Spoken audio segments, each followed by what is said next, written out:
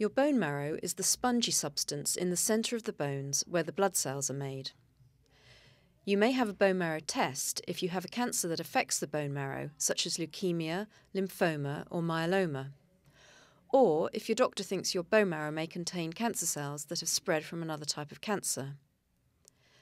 There are two types of tests: a bone marrow aspiration, which takes some bone marrow cells, and a bone marrow biopsy, which takes samples of the bone marrow and gives more information about its structure.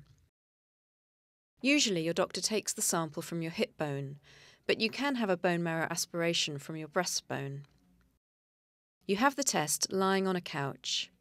If you're having a biopsy, you may have a sedative beforehand to make you sleepy. The doctor then injects some local anaesthetic to numb the area. For a bone marrow aspiration, they put a needle into your skin and push it into the centre of your bone. Then, using a syringe, they draw out some bone marrow cells. You may feel a pulling sensation as they do this. For a biopsy, the doctor uses a slightly bigger needle to take the sample. They turn and push this needle to get the sample, and this can be painful as the needle goes in, but it doesn't last for long. You can go home once any drowsy feeling from the medication has worn off.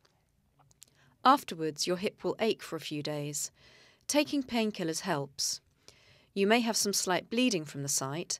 Press on it if you do, and if it doesn't stop, contact the hospital.